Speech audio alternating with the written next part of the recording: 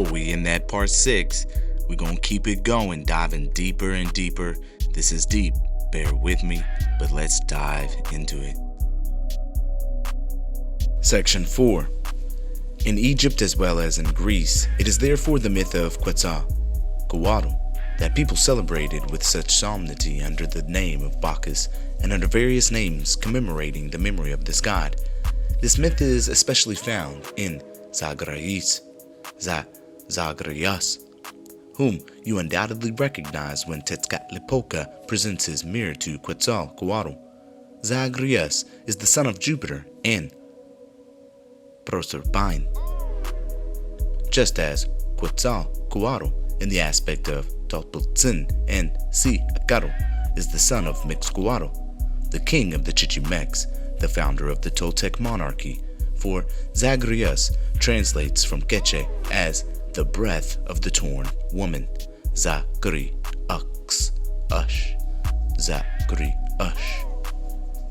He is the son of Proserpine, daughter of Ceres, just as Quetzalcoatl, as the volcano of Tlatoani, is the son of Chimolman, the one who extends the shield, a form of the Caribbean Sea whose land now submerged under its waters is the daughter of the American Ceres or Quihuacoatl,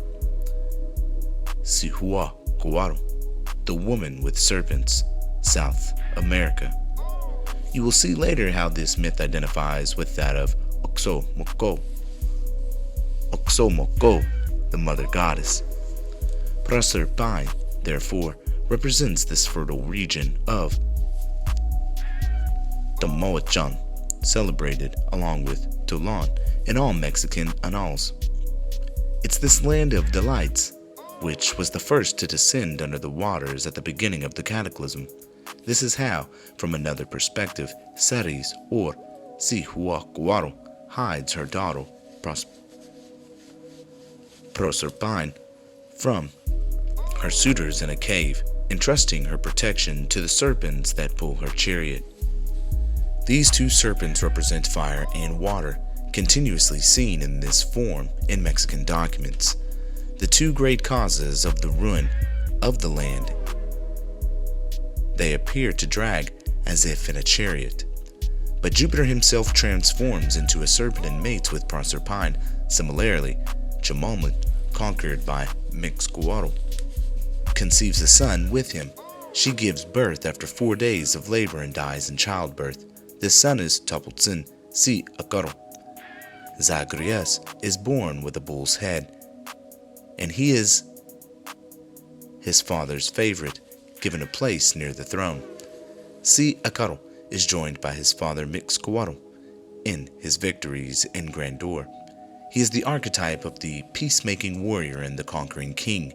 Indeed, he pacifies the land by freeing it from the fires that tormented it. His mother, dead after 4 days of labor, is the land of the Caribbean Sea that sinks beneath the waters, or sinks beneath the waves at the birth of his fearsome volcano. It's Proserpine, abducted by Plato and taken by him to the realm of the dead. The two horns of Zagreus are found in the double mouth of the volcano, those of Nahuatl and Metzli, and in the two horns of the crescent, resembling a bull's head. If he throws lightning like his father, you find him in the two volcanoes, casting their fires upon the earth, and in the dance of the uplifted mountains you have, as I will demonstrate later, the dance of the Corretes, armed around Zagreus. The titans who tear his body to pieces are the telluric powers, tearing apart from all sides the beloved land of Quetzalcoatl, whose fragments disappeared, boiled in the waters of the ocean's mystical cauldron, or roasted in the flames, bursting from Orcus. Sir, this is the full explanation of the myth of Zagreus. As for the orgiastic side of this myth, in Bacchus Sabas, or Sabazius, it explains itself in the scene of Quetzalcoatl getting drunk with his officers and being accompanied by his sister Quetzalcoatl. It is now time to turn to the third of the figures mentioned earlier, namely the god Tezcatlipoca, who plays such an important role in Mexican mythology, particularly in the legend of Quetzalcoatl, the king and high priest of Tlatoani. Tezcatlipoca, a name that authors commonly translate as shining mirror or smoking mirror, literally means the vapor of the mirror, or the vapor of shining water, with the word poca being composed of poc, meaning smoke, and al, meaning water, which together signify the water of smoke, that is, vapor. The name added to this one is Yaaro, the enemy, which literally means the path or place of water. Then there is Nakak Yaaro, which Sahagun calls sower of discord on both sides. But Nakak literally means in the double vase, which combined with Yaaro gives us the path or place of water in the two vases, referring to the two seas. It is thus impossible to overlook the original meaning assigned to these names and the continued understanding they must have held for those initiated into the ancient mysteries. Indeed, they clearly denote the powerful action of the wave violently opening a passage between the lands of the old continent. Let us analyze the other names and we will see they are no less significant. The first one that presents itself is Tlatoani, commonly translated as "we are your servants, your slaves," but whose direct interpretation would rather be "we, someone's servants," or simply "your servants." However, when examined with the analytical scalpel I have used thus far in the word Tlatoani, I find the meaning of one who leaves or brings water into the belly, or the water of our belly. Moyoko Yatsen, a title for Tezcatlipoca as the all-powerful and universal God, translates to the Lord, who can do everything by himself. But if decomposed, it reveals, in addition to the sense of omnipotence, the meaning of Lord of the water in its own center. These are the main names found in Sahagun and other authors for this great divinity. I will only add to conclude this nomenclature that by adding one after the other the various names of this divinity we find in Moyoko Yatsen, Yaaro, Tlatoani, Nakak Yaaro, Tezcatlipoca, and Tlacahuepan. This remarkable phrase, the Lord or the expanse of water in its own center, the path of water leaving its center, the place of water in the two vases, the vapor of the mirror is the great banner of water and fire. However, how does it come about that Tezcatlipoca is so intimately identified with fire and sun? Other names will clarify this. One of the most notable found among many in the Tlatoani manuscript is Tiaro Tlachenole, a name that deserves close attention. It is one of the most vivid images of the cataclysm, of which this god was one of the main agents. Look for it in Molina, and you will find that Aro and Tlachenole combined mean war or battle. Only here we have an additional word, te, signifying the person to whom war is declared, or rather the stone, the rock, indicated by te, that is, the earth. The crescent on which war is waged simultaneously with water and fire. For such is the real meaning of te atu tlachenole, which the anonymous author of the Tlatoani manuscript fully confirms by following this long word with tanto como abrasamiento de fuego y agua, meaning as if to say burning by fire and water, and by prefacing it with fiesta de Tezcatlipoca y demás campaneros, that is, an indication of the feast of Tezcatlipoca and his companions. The identification could not be more complete. If we then examine the image accompanying the legend, we will see Tezcatlipoca surrounded by all the corresponding colors. Green, red, and yellow, signs of fire and flame, are everywhere mixed with violet, which announces vapor or smoke, with blue, the sign of water, which appears only in small quantities, absorbed as it is by the fire that vaporizes it. The weapons carried by the god are weapons of war, and it's a serpent of water, a fire that replaces his left foot. What then is Tezcatlipoca with such varied and different attributes? As indicated by his first names, Tezcatlipoca is the power of water. It is the violence of the ocean wave that carves an opening in the land of the crescent. It starts by making an entrance into the Caribbean Sea. That's why the variant of his name, Tezcatlipoca, he who has opened the mirror. Then, when the time for combat comes, when Nanahualto has raised his immense hearth above the land and the sea, he threatens at once. Tezcatlipoca arrives and plunges onto him. He lays across the fiery furnace, like Expalinque, on his brother Hung Apu in the Popo Fu. Water crisscrosses with fire in all directions, inciting this immense battle of the victorious wave over the flame, which it finally extinguishes. And Tezcatlipoca, thus identified with fire, ascends to heaven, transformed into a cloud of vapor. Thus, the wave, the water of the sea, united with the volcano, Teotl, the path on the stone, became Teotl in turn, filling the crater, and in union with Nanahualto was taken by the military party victorious over Quetzalcoatl as its most distinguished flag. The battle had ended at sunset. Just as the sun retreats into the ocean at the end of the day, so had the fires of the crater been extinguished and sunk under the powerful masses of water, seemingly preparing their own path to apotheosis. Tezcatlipoca, covering the volcano, became Toliato Tlachanole, that is, the boiling water on the move, and Tonatia, as well as Teotl, thus lost their original meaning to become merely representative ideas of the sun. It is only after a long time that these images and allegories, initially so confusing to me, have explained and clarified themselves. As the mists dissipate, as this Mexican symbolism unfolds its veils and I grasp the details of this immense mythological chaos, the distinctive characters of each deity become more sharply deified, and I eventually strip them one after another of all the garments with which antiquity had clothed them in America, as well as in Europe, Africa, and Asia.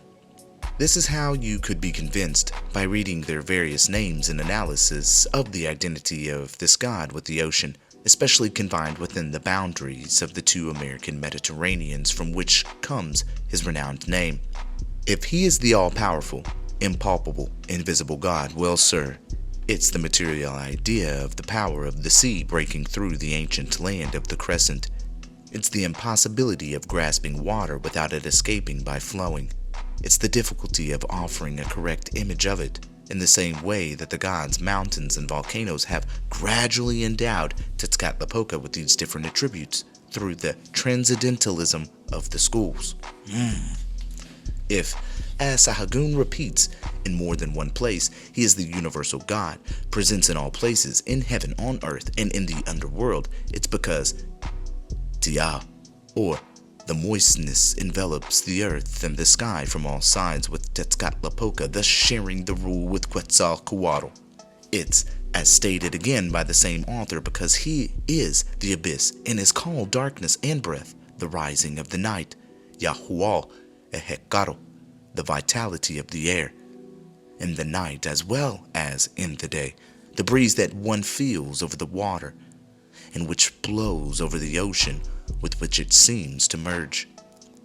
From the gathering of so many diverse pieces of data, I have finally come to understand how he is the abyss, how he is darkness, while at the same time being the sun and the light. This is how I have come to comprehend the enigmatic words of Motolania, when interpreters of Mexican paintings told him that after being overturned in the water by Quetzalcoatl, Tezcatlipoca emerged from it transformed into a tiger to kill the giants. This meant, indeed, that the sea, so often compared to a tiger, had engulfed the mountains raised within it after its formation, and when the same author adds that, quote, "This one resembles the sky because the longest life descends to the water. It's because it is Tezcatlipoca, and there it is in memory of him," unquote. As he concludes at the end of his sentence, note that if in the Vatican copy he is also called Tlatoani, the vermilion or the blazing, as well as Apollo, with whom he identifies, it's in memory of the moment when the wave, wrapping itself in the flames of the volcano, appeared to be entirely fused with them. Thus, the brilliant colors of the sun, at its rising or setting, reflecting in the ocean, seemed to merge into one, both the sparkling surface of the mirror and the star bathing in it in the evening or morning, as Sahagún also intimates. This is how the writer comes to identify him in turn under the name of Tlatoani Tezcatlipoca with Toltec, quote, "He who cuts the blaze," quote, or rather, who wraps himself in it, a terrible idea that gave birth to the barbaric symbolism of human flaying. The victim here was that of the Great Holocaust. It was the land of the crescent. It was Quetzalcoatl or Nanahuatl, whose skin, whose garment of fire became the possession of the wave, of the fearsome god who incarnated himself in it by wrapping himself in it. Hence the name of Xipetotec, whose mysterious meaning corresponds to that of blazing garment emerging from the bowels of the earth. Ooh. It's the same idea also expressed by Vachalotl, mentioned earlier, as well as that corpse which stank of Talon, a corpse with an open belly, intestines scattered in disarray, an image of the land of the crescent and the last volcanic convulsions as seen in plate 13 of the Vatican copy. I cannot emphasize enough, sir, the value of these images. It is moreover the case to point out here, as I have already done previously, that the same symbol is often the theme of allegories that seem quite different on the surface, although identical at their core. This is how one could say with the Vatican copy that Xipetotec was the inseparable companion of Quetzalcoatl and the precursor of the high priest in the path of penitence he preached to the Toltecs. However, according to other interpretations, the flaying of the victim in the festival of Xipetotec symbolized the victory of Tezcatlipoca over Quetzalcoatl, of the wave over the fire wrapped land. Others, on the contrary, recognized Quetzalcoatl as the victor over his adversary. For if the great sacrifice consisted of opening the victim's chest with a flint knife to extract the heart, a sign of the fire emerging from the volcano, and then to flay it in honor of Tezcatlipoca, in a preparatory ceremony that took place the evening before the victim was scalped in advance, and his hair, as still seen today among the barbarians of the north, was kept as the trophy of Quetzalcoatl's victory. It is by studying the rites of the Mexican religion, of which Sahagún has transmitted such complete and interesting details for the history of the religious archaeology of antiquity, that I have managed to understand the whole, not only of the Mexican ritual ceremonies, but also of the rituals of most of the cults of the pagan world. In the flaying of Xipetotec, you will find the origin of the Nemian lion skin with which Hercules, a deity corresponding to one of the aspects of Tezcatlipoca, enveloped himself. You will uncover the foundations of the fable of Apollo flaying Marsyas, whose musical talent had surpassed that of the god. Marsyas is identical with Nanahuatl, and his flute was the volcanoes whose eruption had shaken the earth and heaven. Section 5. Sir, this is the origin of these various famous myths, indoubtably united despite their antagonism. Quetzalcoatl with Nanahuatl, the later, in turn, with Tezcatlipoca, and all three merging with the multiple symbols to which they have given rise, with Metzli, with the land of the crescent sunk in the Atlantic, with Xipetotec, whose abominable sacrifice united them in the same rites. These two personifications of the Mexican myth Quetzalcoatl and Tezcatlipoca, which a document already cited compares to two great trees, the Quetzalhuachac, the great erect flower, and the Tezcaquahuitl, the tree of the mirror, into which these two deities were transformed following the deluge to raise the sky. It is in the sky afterward that Tlatoani, the supreme father of the gods, would have placed them. Indeed, these two trees are the foundations of the altar, the two columns, the two stelae of the Phoenician cosmogony. Neth and Neith, the spirit and the matter. Fa and Fra, the heat and light of the transcendental cosmogony of the Egyptians. But even more so the latent and hidden omnipotence in Quetzalcoatl, the active omnipotence in Tezcatlipoca. As for the one presiding over the two columns, the union of the two stelae, it is Tanaka Tecutli, the Lord who animates our flesh, the sovereign master of heat, or to put it more plainly, the stone path with boiling water, the union of water and fire on the crescent. It is therefore with deep reason that Mr. D. Eckstein characterized the ensemble of these myths, saying that all these cosmogonies bear the imprint of the domination of a dualistic and fatalistic system whose symbol is the world egg. The creator remains enclosed therein as a hermaphrodite, before dividing nature between the two sexes, in man and in the universe, ordering upon this type both man and works. The egg is the underground hearth, the origin of the cataclysm, and consequently the origin of the new creation. This egg is the nourishing power, the source of the viral vigor, as the Veda calls it, in agreement here with the meaning of the name of Tanaka Tecutli, the Lord of food, or who nourishes our flesh. It is Agni, who is at the bottom of the waters and forests, the embryo, the inner germ of heat and life, in turn Quetzalcoatl and Nanahuatl. In another aspect, it is just as Tezcatlipoca is the prototype of Indra, who overthrows him by striking with his hammer. Indeed, the sky, in many circumstances, as I will show you later, is the crust that formed the land of the two Mediterraneans. It is the firmament of telluric powers before their explosion. This is what explains these words of the Vedic poet. Quote, "The solid firmament was torn apart, terrified by the roaring of Ahi, when, O Indra, you were inspired by the libation. When, with your thunderbolts, you made fly the head of Vrita, who obstructed the earth and the heavens." Unquote. Indeed, this last one in turn identifies with Nanahuatl, the embryo, under the epithet of son of Danu, resembling a spider. The Balaam, the spinning spider of the Queches, that glutton who personifies Orcus.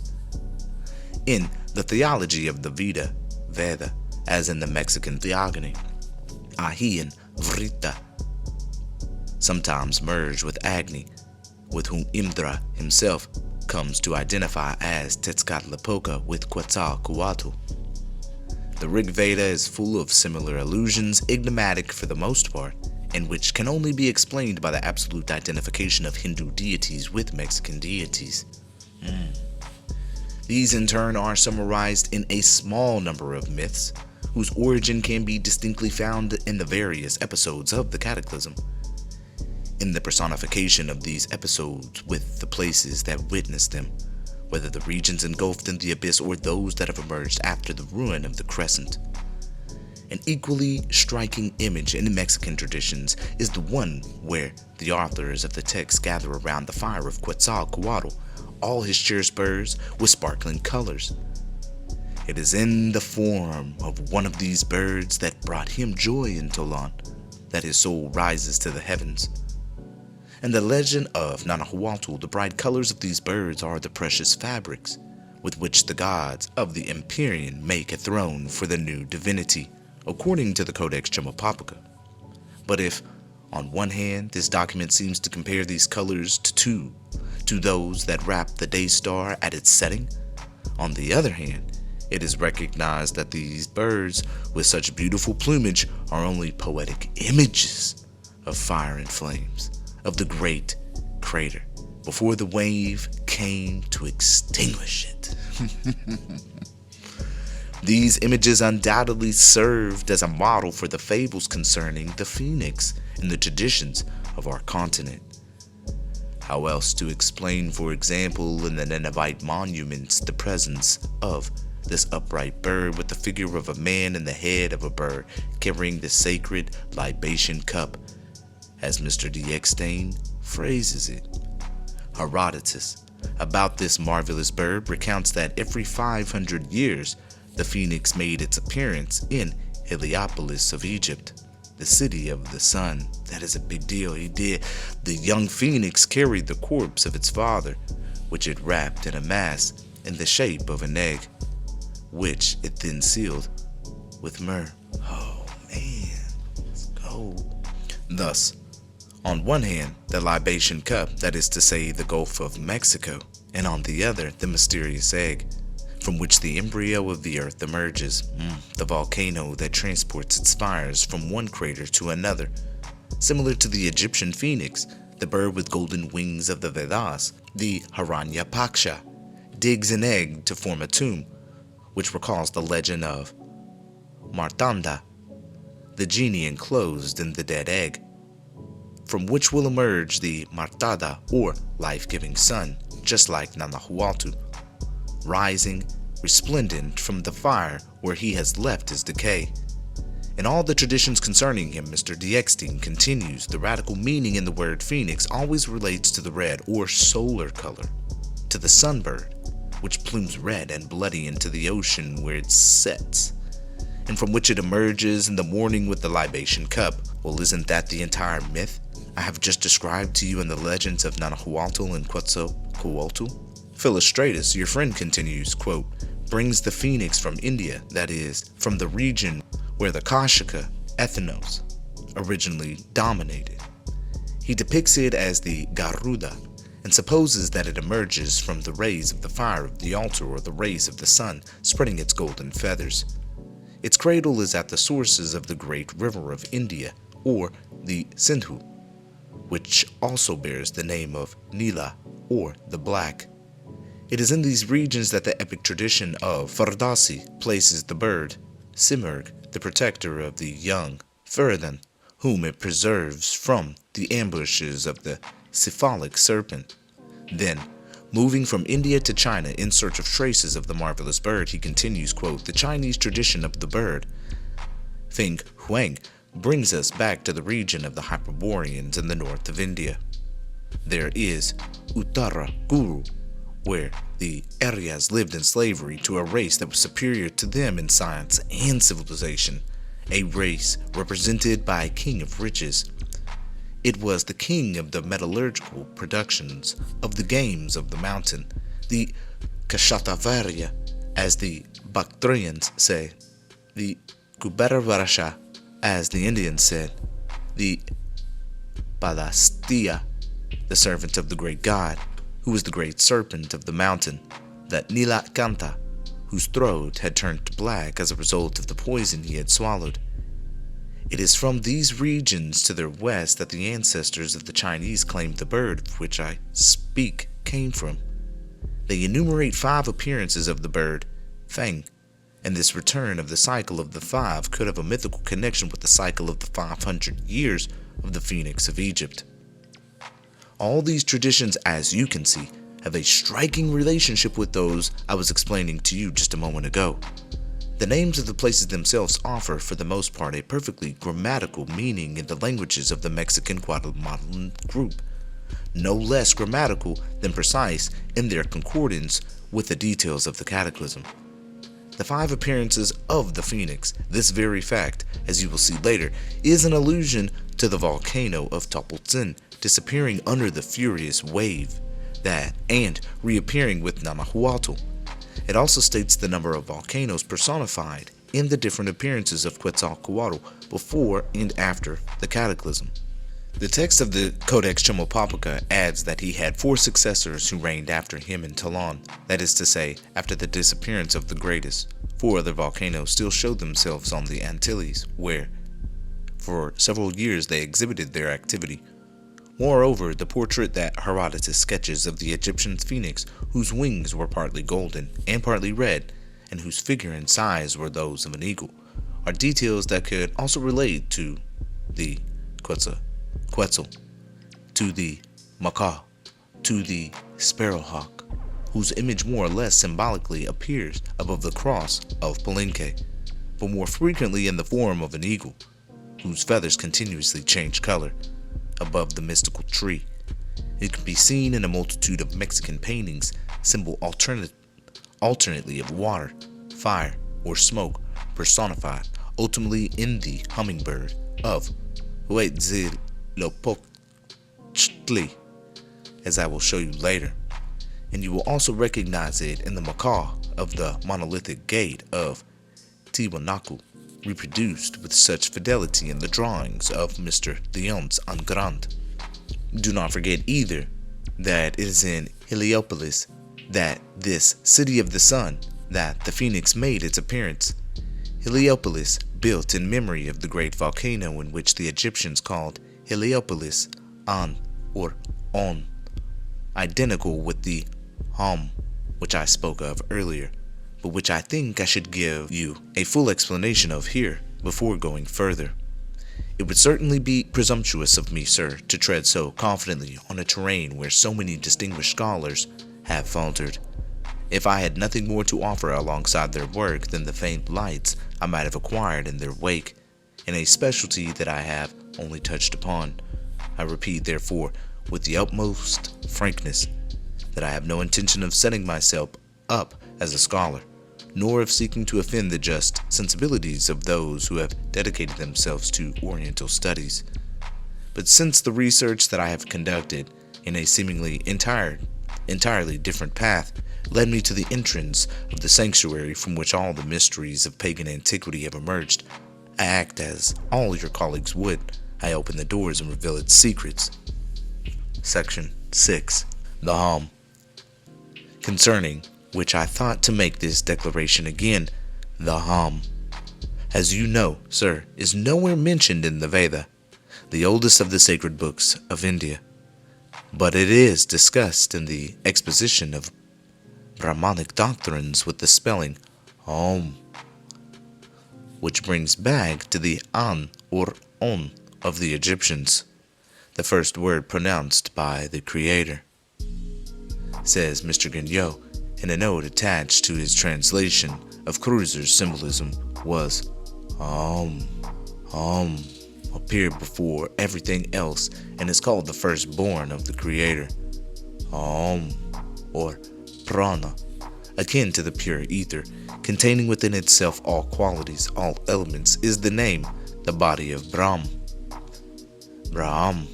and therefore infinite like him, creator and master of all things. Brahma, meditating on the divine word, found there the primordial water, the common bond of all creatures, and the primordial fire, and the Trimurti, and the Vedas, and the worlds, and the universal harmony of things. His image is the cow, which is also the image of the universe. If it is certain, as Dr. Millier rightly observes, that in the ancient religion of India, the doctrines as well as the legends and popular ceremonies had a profound meaning, of which only the metaphysical theology of the Brahmins possessed the key. This key, I am sure, you hold at this moment, and you are already lifting by yourself the sacred veil that covers the hidden meaning of Brahmanic theology. You recognize it in the Trimurti, the three powers united in Quetzal, fire, water, and air, and in Brahma, the creator of all things. These three powers, hidden in one, in the heart of the abyss, under a region whose hieroglyphic sign is just as much an axe, a rabbit, a possum, or a bull. In light of the so clear and concise exposition by Mr. Guignot, let's now examine what was stated 300 years ago by a monk, commentator of the Vatican Codex, interpreting the first painting of this document in Mexico. The image is before my eyes. It depicts a spirit with a human face, wearing yellow gloves, one hand holding a sort of fan. Its head is adorned with a crown, the front of which features an open mouth, resembling that of a serpent. The spirit seems to be seated on a sort of green tree trunk, from the ends of which stream banners with pink, yellow, red tips. This is the symbol of Homeyokan, a name written in the margin in the original by the commentator, whose explanation follows, quote, "This precisely means that it is the place where the creator of all things, or the first cause, they otherwise call Hometeu, Hometeudo, as if to say precisely the Lord of the three dignitaries, or Lord Three, also giving this place, where he is the name of Olomris Zaivinovich Napanuaka, that is to say, Homehoka, the place of the Lord Three. It is he who, according to the opinion of many ancients, begot through his word Sipaktono, a woman named Shomio, the two of whom existed before the flood, and who begot Donatia," unquote. Certainly, the Dominican cleric who wrote this long sentence could hardly have imagined that it would ever be compared to the most sublime doctrines of the Brahmins. But everyone will recognize that here, albeit in a somewhat inelegant form, is a true representative of everything contained in the part of the Upanishad cited by Mr. Guignot. Indeed, if in Hom E Teuru, three lords, we find the Lord Three of the Hom, as indicated by its name, we also have Brahma, the first cause, the creator of all things, as stated in both expositions. The one he begets through his word, his verbum, is Sipaktono, literally the boiling water covering the fissure, the expanse, the ocean, the of the Hindu doctrine, which is one with the water, with the boundless water.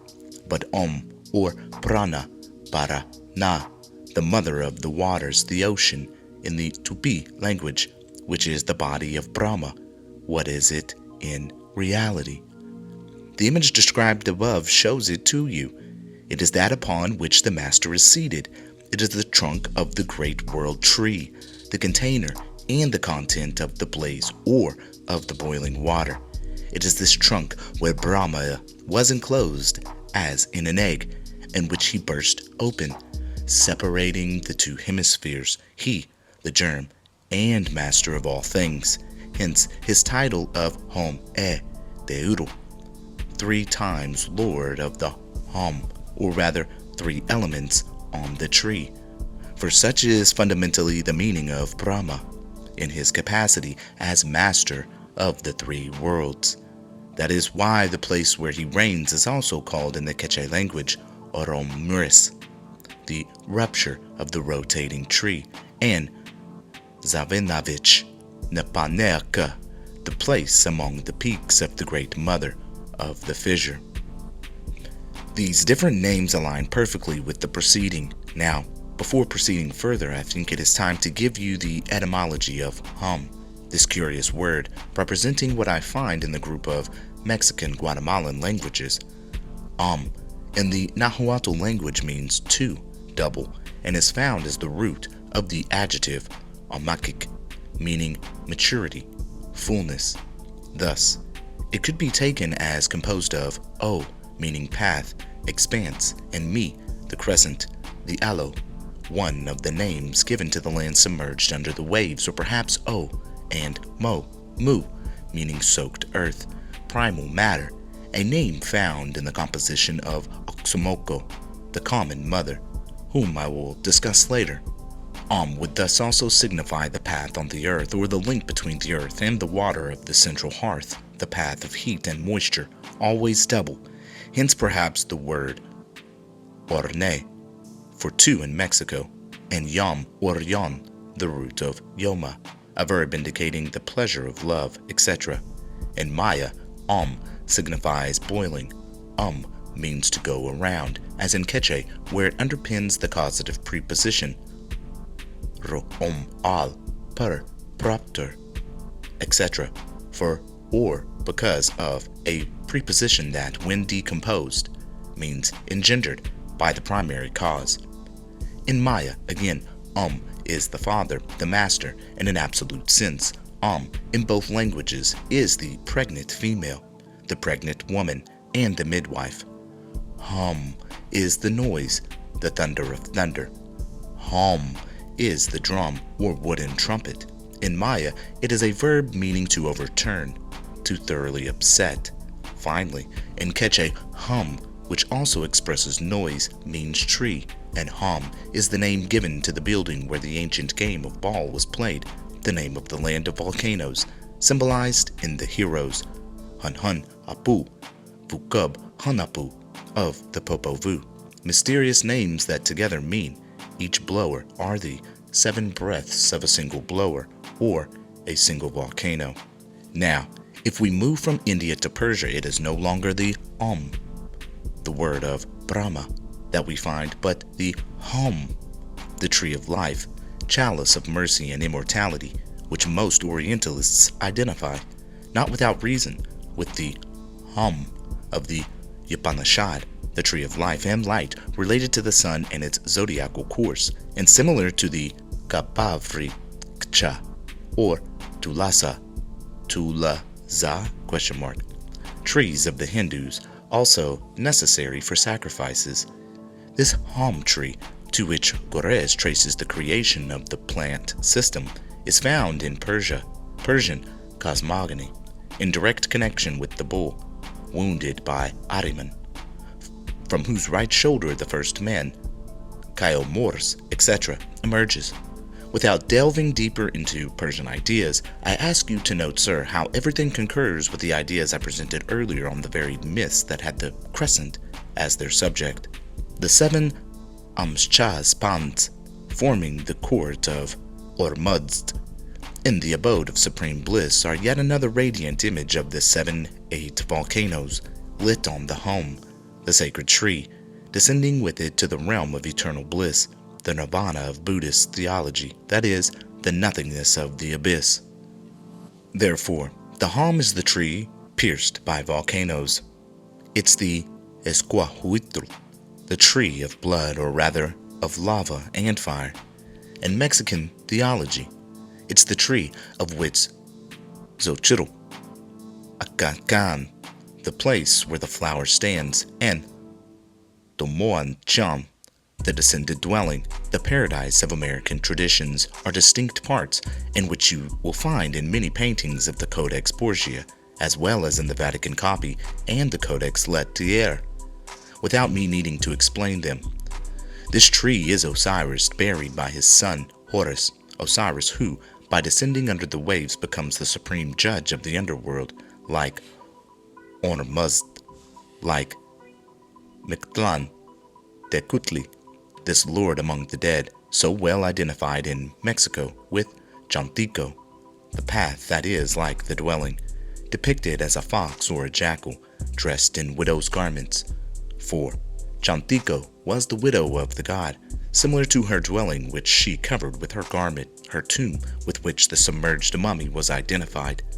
The hom, this word that we still find today in our northern languages, home is English, hain, him, the dwelling, in the Germanic idioms, as well as the preposition zum, rumal of Quechua, the spider amok, that wraps and entangles, that brings itself and engulfs, amok, the hearth, the family center, the tribe, this mysterious home that reveals itself in so many places, in so many forms. Well, here is the Mexican tradition presenting it again in a meaningful way in the Ahuehuetl, in the pyramid cypress of King Nezahualcoyol's gardens at Texcoco, and in the house that lent their shade in the unfortunate Maximilian at Chapultepec, for it is a cypress of this species, and Huehuetl,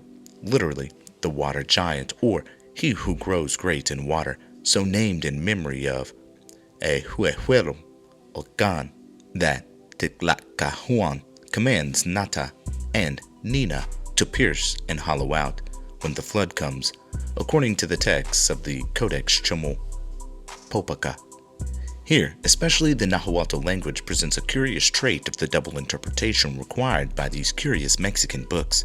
Indeed, if on one hand it seems that Nata and Nina are warned to hollow out a large tree to enclose themselves in it, as in an ark, to shelter from the cataclysm, on the other hand, the same text has Tlatoani tell them positively that it is time for fire and water to penetrate the water giant and bring it crashing down into the abyss.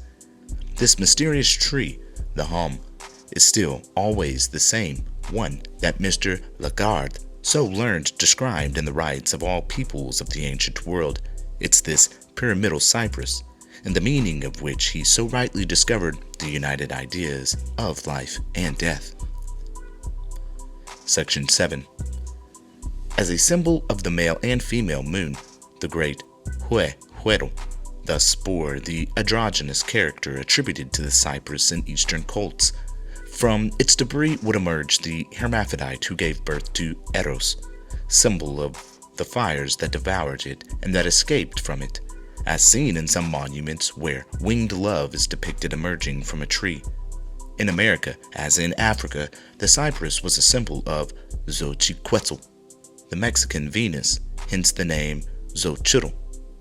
Acacan, the place where the flower stands, given by tradition to this portion of the Atlantic region, vanished into the Caribbean Sea. If, alongside the main cypress, Mr. Lagarde finds two other inferior ones dedicated to Apollo and Diana, to the sun and the moon, you also have them in the two trees, the Tezcatlipoca and the Quetzal, Huixoc, the myrrh tree, and the great standing flower, which I mentioned earlier, trees into which Tezcatlipoca and Quetzalcoatl transformed to be able to lift the sky and the earth, collapsed at the time of the flood. A Persian legend, borrowed from an unknown source, adds Mr. Lagarde, says that Mashia and Mashian, the first man and woman, were born from a tree. It also, from a tree, a Ciba Pochoro, path of smoke in Mexican, that the history of Chiapas claims the populations of that region descended, and Pochoro, Ciba, is the name of the son left by the last king of Toulon to continue his race. The chronicler of Oaxaca, on his part, relates that two majestic trees one day grew at the entrance of a cave by the river of Opoala, where they stood firm despite the force of the winds, and from these two trees emerged a man and a woman, the ancestors of the princess of that region. I would make an entire volume, several even, if I undertook to compare with the legends and traditions reported by Mr. Lagarde, all those that the Mexican documents identically present to me in their relation to the pyramidal cypress. The root of the two names I just cited, according to his memoir, in agreement with the Mexican Metzli, the two snakes so often seen emerging from the cypresses consecrated to Mithra, identical to the two volcanic snakes entwining the mystical tree in Mexican paintings, as well as the various legends cited by Mr. Lagarde, all converge to prove the purely American origin of the myths in question. Not even the existence of so many names of princes and race chiefs at the cradle of nations, mostly untraceable in the languages of the peoples who claimed descent from them, but perfectly clear in those of the Mexican group, falls to fully justify my assertion. For the moment, I will only cite the single name designated by the Greek cypress, which became the Latin cuprensis, and with which they give as absolutely identical the Hebrew gopher or kopher. If the Mexican vocabulary of Molina, poor in expressions, only gives us the single word copic, hollow, from copic huay, to dig, and the name of the tree copal, whose gum provided the most precious incense, Maya presents us first the tree copo, a sort of large poplar tree that served for various sacred uses in temples, from the primitive verb kop, to tie, bend, roll, then to sink, absorb, and cup, to cut, slash. Finally, in Quechua, we find kop, meaning earring in metal, and the verb to shine like fire, cup, the core of any fruit, the trunk, the foundation of the family and race. Then, as in Maya, the meaning of cutting, slashing, undoing, violently untangling, etc. Finally, in the language of the islanders of Haiti, gobo means fertile and elevated place. Gope is the tree called raicinier in the Antilles, and hoban is copper. Thus, you see, if Greek and Latin only gives a sense without result, then the idea of copper, which also presents itself in the English copper and the German Kupfer, if even in Hebrew no other meaning is found than that of being the name of the tree from which Noah constructed the ark. In the Mexican Guatemalan language group, on the contrary, one sees at once the idea of a trunk, that of its abrupt cutting is violent rupture, the metal that cuts, and the abyss into which it was sunk.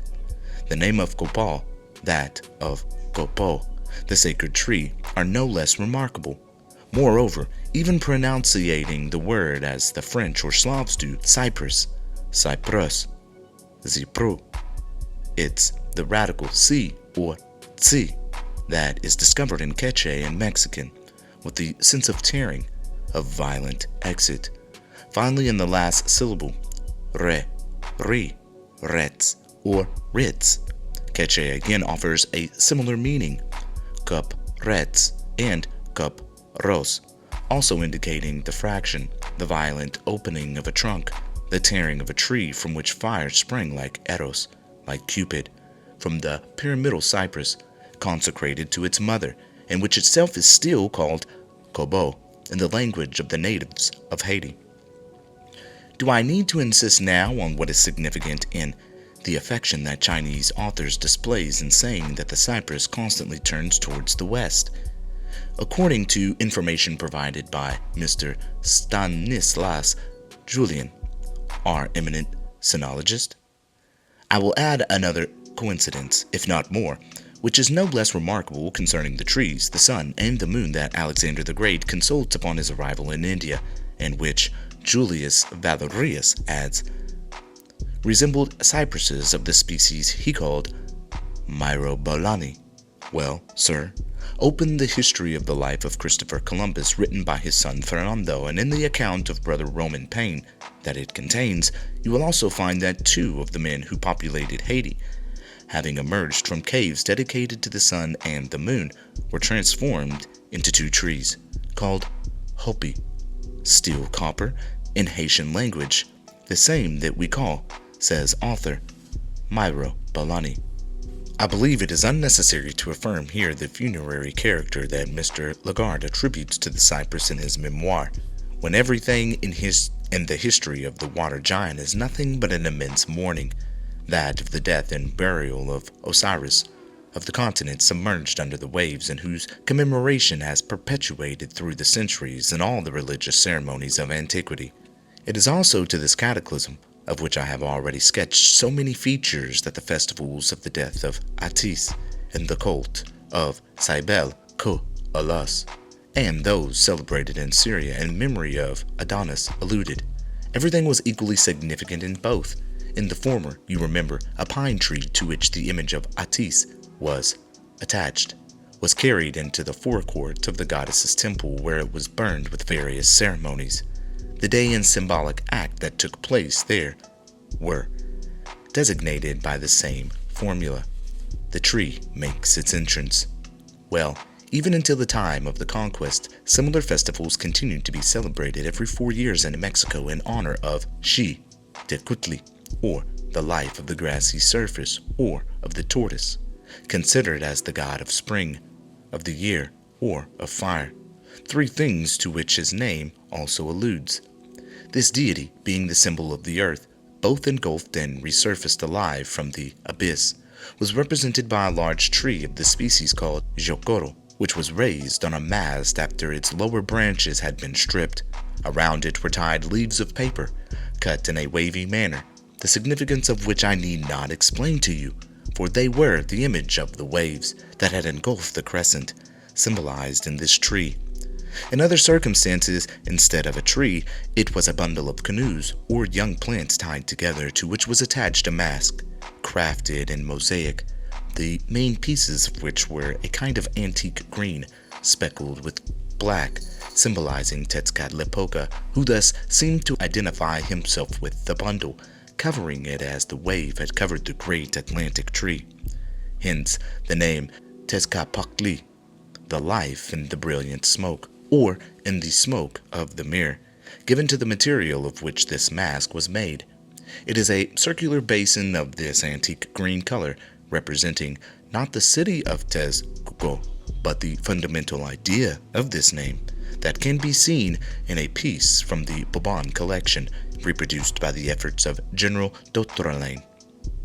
This piece, which is of great archaeological interest, has, I think, only the appearance of a calendar, despite what our honorable colleague from the commission, whose explanations are insufficient, has said. The tree that makes its entrance recalled only indirectly the memory of the great Ahuehuero, descended into the abyss with the volcanoes, to which allusion was made by subsequently delivering them to the flames.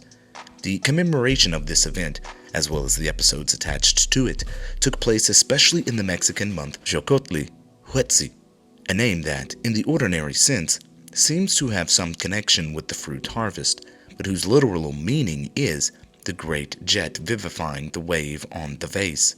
Zoc o Tli Hue Zi. The beginning of this month coincided with the first days of August, and it appears to have been intended to commemorate the appearance of Nanahuatl volcano. In the following month, Ochpanitzli, the broadening, which the Spanish commentator renders as alimpiamiento, sweeping. The Mexicans celebrated the beginning of the great sweeping of the crescent's land by the invading waters. For this deeply significant word said that it was then that the volcano had torn this immense region in four, like a fingernail tearing a sheet of paper. Ochpan is tli, the life of the nail on the expanse, or the life scratching, splitting the extended surface. This explains the claw and the funerary sign, accessories of the broom, in the Bohan manuscript, which the Honorable General could not make sense of. 1. With the month Ochpanitzli began the great 80-day fast in preparation for solemnizing the approaches of this immense ruin, as well as the resurrection that was its consequence. The god Huitzilopochtli, the left-handed hummingbird, was the main object of all festivals during this period, but the month Quecholi, preceding that of the cataclysm and resurrection, was especially dedicated to him. Mysterious sacrifices were offered to him, the description of which can be seen at length in Sahagun. Number 2. This god, the last manifestation of Quetzalcoatl as a volcano, or his third principal incarnation, was the symbol of the victorious fire and of nature reborn following the cataclysm. To him was linked this curious ceremony of the bamboo and the hummingbird, the archetype of all fables concerning the phoenix. This bamboo, with 9 knots, the image of the volcano, was pompously placed in the middle of the temple courtyard. A multitude of objects were hung on it, some alluding to the sea waves, others to the particular attributes of this warrior deity. Then, at the upper end of the reed, a sort of cotton ball was attached in the form of a St. Andrew's cross, from which hung a dead hummingbird, the image of the extinct fire. Remember that when I told you earlier about the phoenix burying the body of its father, and think that the name Huitzilopochtli, the left-handed hummingbird of this terrible god of the Mexican, hides under the interpretation the more literal meaning of movement of the smoke of the wave escaping from the sphere, that is, from the summit of the mountain. Around the hummingbird were hung, by other threads, white heron feathers coated with turpentine, images of vapor. In this condition, the bamboo with the dead bird was carried to the basin, dug in one of the large round stones called Zagreus, the vase of the central heat of the tree, symbol of the crater on the crescent, and burned with its accessories. This is the real origin of the death of the phoenix. A few days after this ceremony, the ones related to the death of the crescent god began. They had less importance in Mexican than those commemorating the resurrection of Huitzilopochtli, celebrated in the month Panque Tzaliztli, although they also took place with great solemnity. The festival was called the Descent of the Gods to the Underworld. It began on the first day of this month and ended on the 5th, corresponding to November 13th. Man. Well, sir, it was on the 17th day of the month of Ithur, also corresponding to November 13th, that the Egyptians, according to Plutarch, celebrated the festival of Osiris. In Yucatan, where the cult of Kukulkan, that is, Quetzalcoatl, had predominance over the fire god, the anniversary of his descent was celebrated with great solemnity, which was prepared for no less solemnity than that of Huitzilopochtli in Mexico. The festival began on the last day of the month Zul, he had descended, and on the first of the month Yaxkiji, new sun, November 13th. The arrival of the water deity Ixmo, a name Landa translates as the arriver, was celebrated. All ordinarily objects in temples and houses, and even the hands and faces of small children, were dyed blue, the color of water. In turn, images of the submerged earth, or the islands and rocks, children of the ocean, that were going to appear in its place. It was the evening of November 12th that the great volcano Nanahualto had disappeared under the waves, and at dawn on the 13th, the crescent, symbolized in Metzli, object of so many interesting myths, followed its companion into the abyss. Now, I know this all gets deep, and we will continue to go through it. You know, we're translating this. If you have to watch it a couple times, watch it a couple times until it sinks in. But this is a really good deep dive into understanding, again, where all of the myths and legends come from around the world. It began here where civilization started in the first place, in North America, the true Fertile Crescent. So, as we continue to break this down, just know that if you're not understanding this for the first time, it's okay. Start from the beginning and go over all of it again. For this series will lead you to enlightenment that many have not been able to see, but that some cherish so much so. So we're going to continue to keep going. I love you all. Hawa, Hue, blessings be upon you.